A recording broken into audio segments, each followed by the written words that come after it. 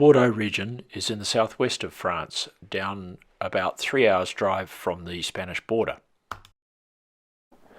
The wine region of Bordeaux is made up of a number of individual AOCs, which are basically designated areas of production in a certain area that have a certain set of rules. You're only allowed to use certain grape types and certain percentages of each grape and so on. Now, if you're not making wine under an AOC, you can use the more generic Bordeaux area designation for your wine, just like this Le Petit Lion. You may have heard the terms left bank and right bank used to describe the Bordeaux region. What this is referring to is there are two rivers, the Dordogne, which flows from the east, and the Garonne, which flows from the south, which effectively divide Bordeaux into two separate areas. The right bank, or right-hand side of the river as you are going downstream, is known for Merlot-dominant wines, and the left bank, on the left-hand side as you are flowing downstream, is known as the area predominantly featuring wines with Cabernet Sauvignon as their main ingredient. This is the Dordogne River, and this is the Gironde estuary, which both rivers flow into and which then flows out into the Atlantic Ocean. Visually, the topography of the left bank and the right bank are quite different.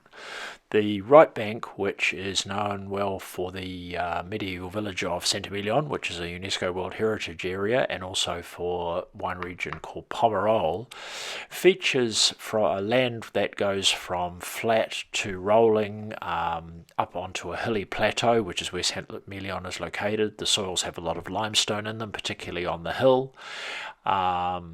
And it's perfect growing conditions and terroir for the Merlot grape. This is one of the most well-known estates on the right bank. It's called Chateau Parvis, and it starts on the flats of Saint-Emilion, goes up the slope and up onto the top of the hill, and it's one of the most prestigious wineries in the region. So I'm standing here outside the wineries of two of my Saint-Emilion Grand Cru producers, Chateau Tour-Baladoz and Chateau La Croisille.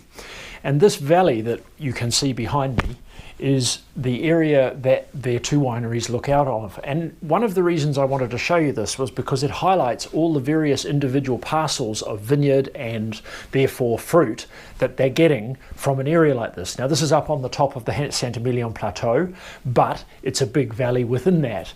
And you can see that there are hillside vineyards, there are vineyards down on the flat, there are some that face north, some that face south, and whatever. And this is one of the keys, these micro parcels, if you like, of fruit, to being able to create really good blended red wines like they do in this region. We're now going to go over to the left bank, or the Medoc Peninsula, which is on the northwestern side of Bordeaux and features famous wine regions such as Margaux, Pauillac, Saint-Julien and others, and where the topography is completely different from the right bank side of the river. Effectively, the peninsula is just a gigantic sandbank between the Gironde estuary and the Atlantic Ocean, and it really is billiard table flat. One of the main features of the Medoc Peninsula are the large number of chateaux that dominate the landscape. This is the Church of Margaux, right next door to Chateau Margaux, one of the most famous wineries in the region. And everywhere you look throughout the peninsula, there are famous chateau and chateau winery estates that dot the landscape. Behind me is the Chateau Cap Léon-Verin winery. The business is owned by the Meyer family, now in the 6th generation of winemakers from the same family.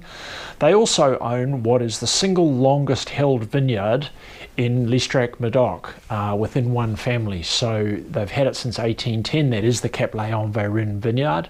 Their other vineyard is a 15-hectare vineyard on the outskirts of, right on the edge actually, of the Saint-Julien appellation, and that's a 15-hectare vineyard. This is Julien and Natalie, the brother and sister who are the latest generation of the family and who now run the wine estate. Now, the guy on my right in this next shot is somebody I've got a lot to thank for, because he is my very good friend Anthony Cameri, who is a wine negotiant in Bordeaux and who is responsible for helping me put together the vast majority of my French portfolio. We first got to know each other via email and then met in person in Saint-Emilion, and since then have become very close friends who are in quite regular contact.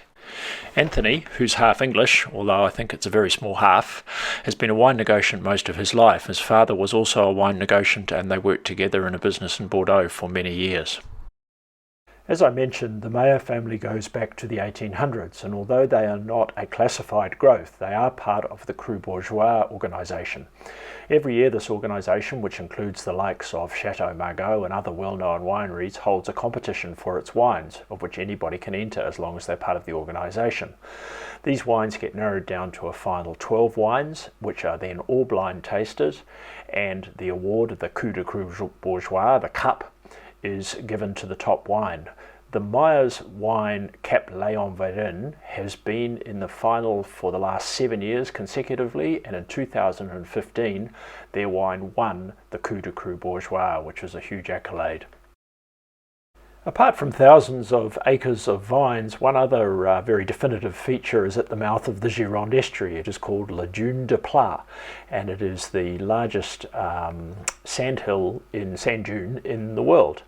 And you can see a person in the front there to give it some scale. Another feature of the area is the absolutely stunning sunsets as the sun sets in the Atlantic, and the estuary is just a picture. That brings us to the end of our short segment on Bordeaux. If you want to buy our Bordeaux Reds or any of our wines, go to redbridgeonline.co.nz.